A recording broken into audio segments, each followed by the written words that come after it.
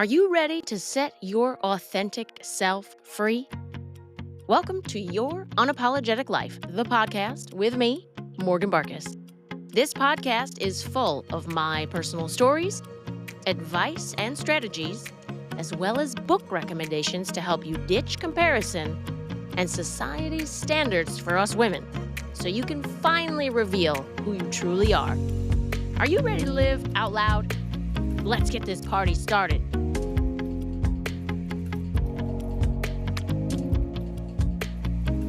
We're going to go back to basics, and I'm going to take you back to college. My first 2 years of college, I actually stayed in my small town of Wisconsin and went to the local technical college, which was a fantastic decision. Great professors. I got all my gen eds done. I got to live at home. I got to stay close to my parents for a couple more years. And then I did have to go off to college to go get that 4-year degree. And being away from home for the first time in my life was not easy in general. I was also not in a great mental health space in particular. And it was not an easy time for me. It was two of the worst years of my life. I would say about 10 years later, I also had some really tough years. And that's a different story for a different time. I knew something needed to change. And I was lucky enough to have such a powerful, open-minded mom. She and I, it was almost like our religion to watch Oprah. Gotta love Oprah. I've met celebrities before. One of my favorites was Arnold Schwarzenegger. He's a huge hero of mine. I absolutely love to work out. My parents had a weight room and exercise room in the house growing up. And I watched them working out and my mom doing yoga, and they were always inspirational to me. And they still, in their 70s, are still working out and stay as fit as they can at their age. And I've just really admired that that passion and discipline to be healthy and stay fit. And Arnold was just the pinnacle for me. I mean, yeah, he's an awesome movie star, but the fact that he said even when he was on his last rep, he would do one more just because, I just thought, yes, that is how I am. If two is great, I'll do four, and it's anyway. So it was a Christmas time. I was living in Southern California, and a girlfriend of mine, her sister was married to Franco Columbo, who is Arnold Schwarzenegger's best friend. And so this friend of mine, I wasn't going to fly home for the Christmas. It was the first Christmas in my entire life then and even still that I ever missed Christmas with my family. And I just couldn't make it work financially, but also because of work. And so there I was in Southern California by myself. And she said, well, we always have a dinner party at the house. My sister and some people come over, just come, to the house. And I thought, "Oh, great." And I didn't wanna be like a groupie. I had a feeling Arnold would come to the dinner, and I also didn't wanna seem overeager about it or too interested, so I didn't say anything about anything. And then my friend and her sister were going through, like, just chatting casually about some of the people that were probably gonna come as they were preparing food, and I'm standing around listening, trying to help out and just hang out. And she's like, "Well, and Arnold, and he always makes his appearance." And as I walked around Franco Columbo's office, I mean, he had pictures of Arnold with his children, like little kids, and like all through the years, part of this family. But of course, they're best friends, and they came over from Austria together to work with Joe Weider. And Joe Weider is of my mom and dad's time.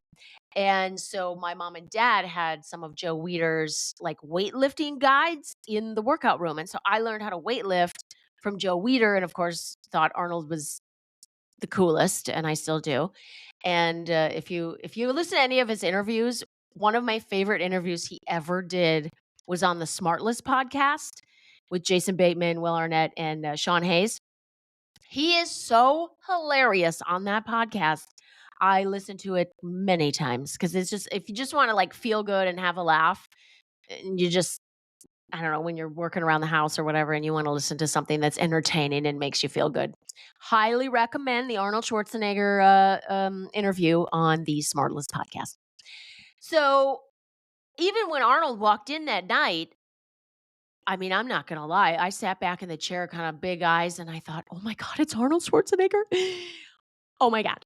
And I tried to be cool, and, he went up to Franco, and they're talking, and Austrian? Is that how you would say that? I don't wanna sound too stupid here, but, anyway, so they, were chatting in a foreign language, catching up, and then, but it was just even a celebrity like him and how much I admire him, I didn't, like, lose my cool. It's not like I was screaming and melting on the floor, I just thought it was really cool that he was there, and my friend, she goes, "And this is Morgan, my pole dance instructor."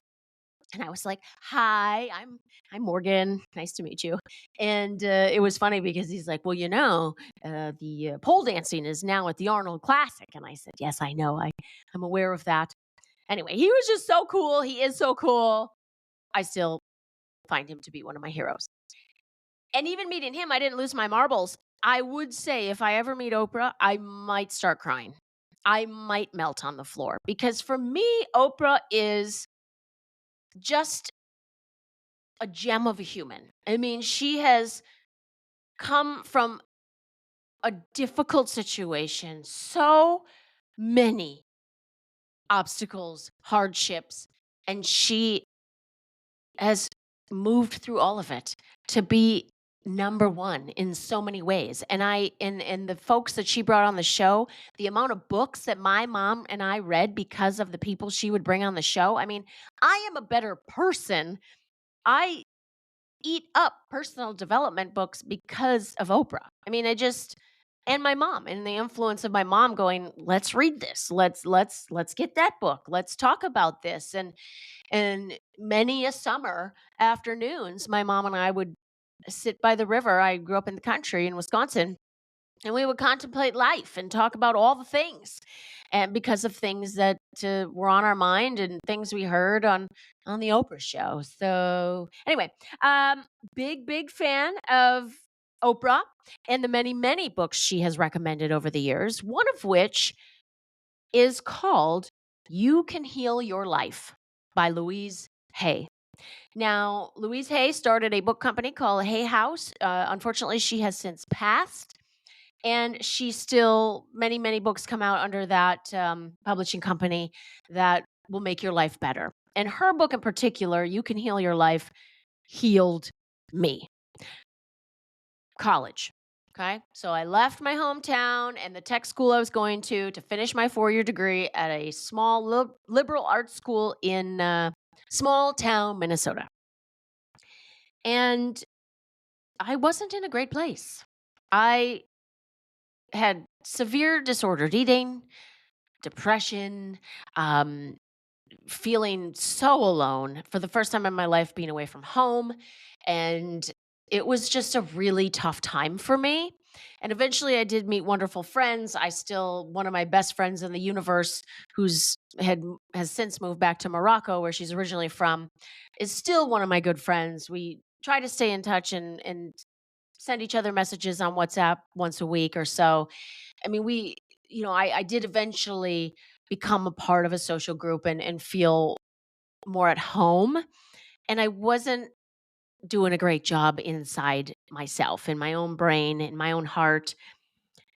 Wasn't a great time for me. And one of the books that helped me the most was You Can Heal Your Life. And basically, it's about rewriting your inner critic because I was critical. And I think most women can identify with that. Not only are you hypercritical of yourself, you're thinking that everybody is noticing you, even though they're not.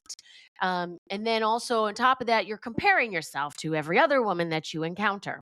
It is a very vicious cycle, and it's a very unhealthy way of being.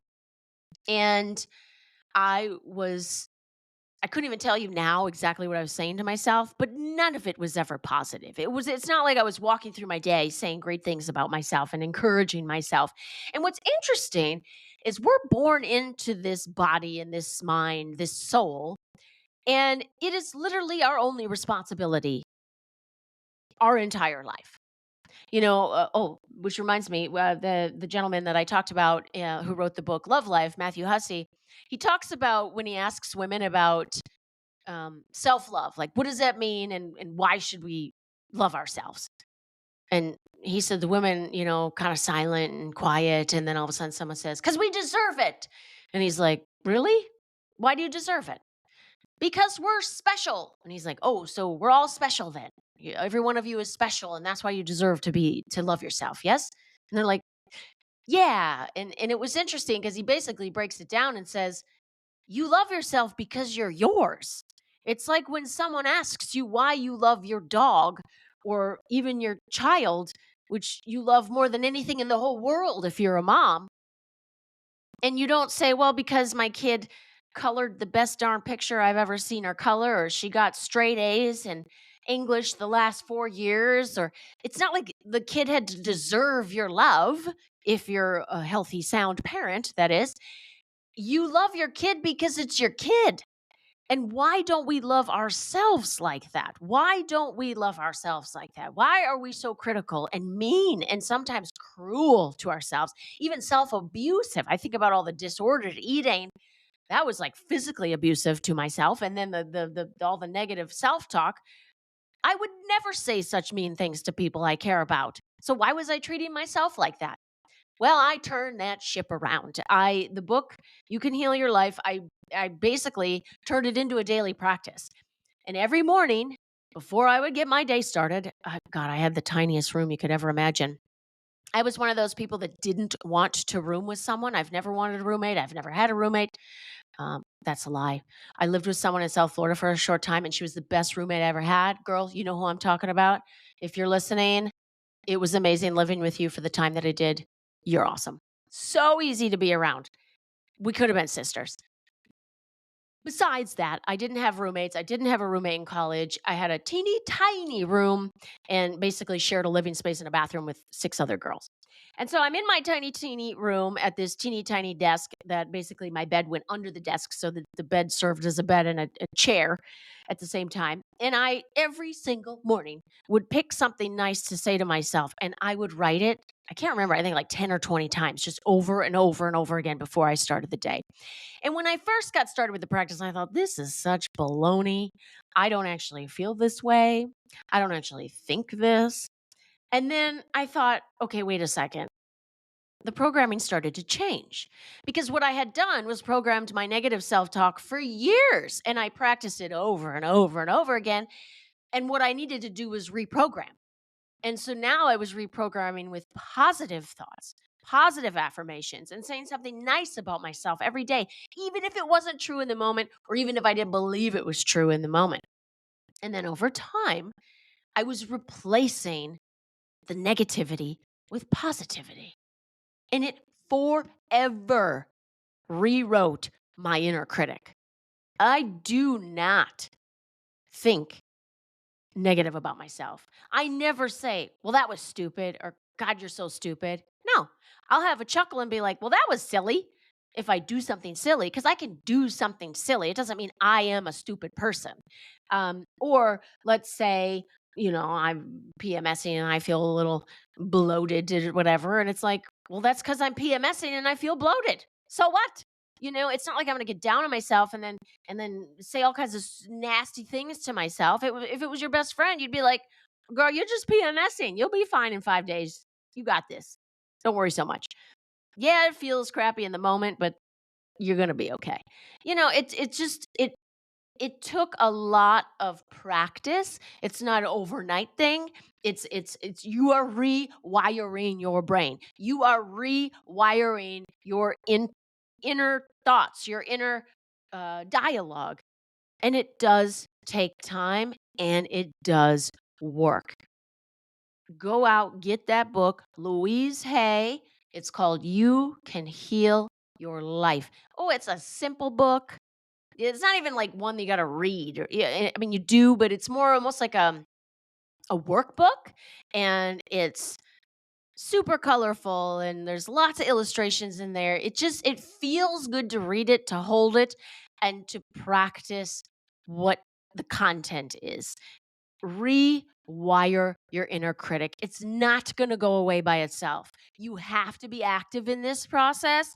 And to become an expert in it, you've got to do it again and again and again. It's like working out. You don't work out for a week, you get fit, and then you're just fit for the rest of your life. You've got to go move your buns every single day. And every single day might look a little different. Some workouts, I only walk on the treadmill for 10 minutes and I'm like, that's a wrap. That is all I have today. And then there's other days I go in and I'm like, yes, I'm feeling this today. I did my 10 minutes of inclines on the treadmill and I hit the weight room for 25 minutes. And now I'm going to go do my yoga for 15 minutes because I am on fire today. And I move every single day. Same thing with your inner dialogue. You've got to practice and you get to choose. Are you going to choose the negative self-talk every single day and just keep ingraining that? Or are you going to work on the positive self-talk? Are you going to change the dialogue? Are you going to rewire that inner dialogue? Your choice. Thanks again for being here. Are you open to doing me a favor? Please hit that plus sign to follow this podcast, rate and review, and then share this podcast with at least one woman in your life that you care about.